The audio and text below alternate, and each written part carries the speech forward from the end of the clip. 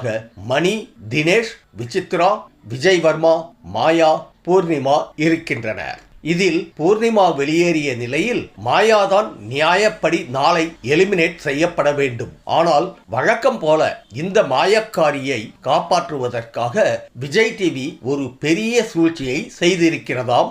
அந்த வகையில் விஜய் வர்மா அல்லது மணி இருவரையும் வெளியேற்றுவதற்கு பிளான் செய்யப்பட்டிருக்கிறதாம்.